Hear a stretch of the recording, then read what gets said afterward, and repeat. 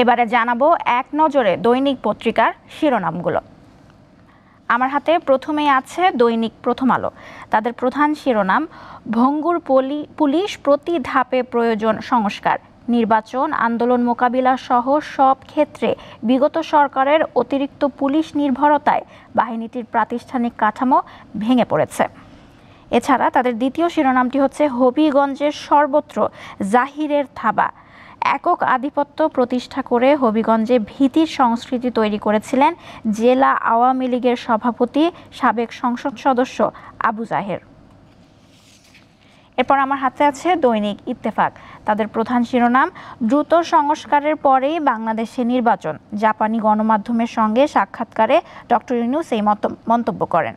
এছাড়াও বিমান হামলায় নিহত হাসান নাসরুল্লাহর মরদেহ উদ্ধার, হিজবুল্লাহর আরেক নেতাকে হত্যার দাবি ইসরায়েলের। এছাড়াও তাদের আরও একটি শিরোনাম, গণমাধ্যম, স্থানীয় সরকার, শিক্ষা ও স্বাস্থ্য সংস্কারেও কমিশন শিগগিরই, আগের ৬টির পূর্ণাঙ্গ কমিশন আজকালের মধ্যে। এরপর আমার হাতে আছে দৈনিক সমকাল। নতুন দল গঠনের পথে অভ্যুত্থানের নেতারা, জেলায় কমিটি করবে বৈষম্য বিরোধী ছাত্র আন্দোলন, রাজনৈতিক দলের সঙ্গে বৈঠক জাতীয় নাগরিক কমিটির। এছাড়াও তাদের আরও একটি শিরোনাম, ৫ বছরে ২.৫ লাখ কোটি টাকার ঋণ পুনর্তফসিল, ভোটের আগে গত বছরই করা হয় রেকর্ড ৯১,২২১ কোটি টাকা। এছাড়াও মধ্যপ্রাচ্যের সংঘাতে নতুন স্ফুলিঙ্গ, নাসরাল্লাহর হত্যাকাণ্ডে আরও বেশি ধ্বংসাত্মক লড়াইয়ের শঙ্কা। এরপর আমার হাতে আছে দৈনিক যুগান্তর। তাদের প্রধান শিরোনাম, আরাফাত শরাফত শওকত চক্র, যৌথ মালিকানায় কোম্পানি খুলে অর্থ লোপাট। এছাড়াও আরও একটি শিরোনাম, দীর্ঘ চিকিৎসায় ভেঙে পড়েছেন তারা, আন্দোলনে গুলিবিদ্ধ অনেকের অবস্থা করুণ। এরপর আমার হাতে আছে দৈনিক কালের কণ্ঠ। তিস্তার চরে দরবেশের জমির খনি, ৬৫০ বিঘার কথা বলে দখল ৮৫০ বিঘা, জমি টাকা কিছুই পাচ্ছেন না ৫০ মালিক, অবিলম্বে জমির ন্যায্য দাম শোধের দাবি, বেক্সিমকোর শাস্তি সহ ৭ দফা। এছাড়াও ডিবি হারুনের শত কোটি টাকার সম্পদ রতন দেওয়ানের নামে, এস আলমের স্থাবর সম্পদের তালিকা চেয়েছেন হাইকোর্ট। এছাড়াও তাদের আরও একটি শিরোনাম, হিজবুল্লাহ, ইরান, ইসরায়েল এবার কোন পথে হাঁটবে, নাসরুল্লাহ হত্যাকাণ্ড নিয়ে তাদের দ্বিতীয় শিরোনাম।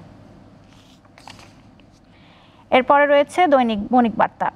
তাদের প্রধান শিরোনামটি শিক্ষা খাত নিয়ে, ৩ বছরে উচ্চশিক্ষা সম্পন্ন করা প্রায় ১৯ লাখ শিক্ষার্থীর অধিকাংশই বেকার।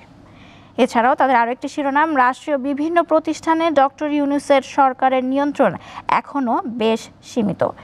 এছাড়াও তাদের আরও একটি শিরোনাম, ইসরায়েলে হামলা, লেবাননের নিরাপত্তা শঙ্কায় প্রায় ১ লাখ বাংলাদেশি।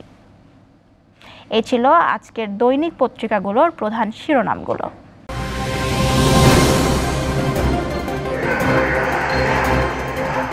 আমরা যদি সকলে একযোগে কাজ করি, আমরা দারিদ্র্যকে জয় করতে পারব।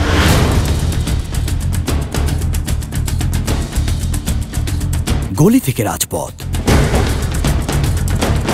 দেশ থেকে বিদেশ, শুধু ফুটবল কিংবা ক্রিকেট নয়, সংবাদ ও সংবাদের বিশ্লেষণ, দীপ্ত সংবাদ, সকাল ১০টা, দুপুর ১২টা, বিকাল ৩টা, বিকাল ৫টা, সন্ধ্যা ৬টা ৫০ মিনিট এবং রাত ১১টায়।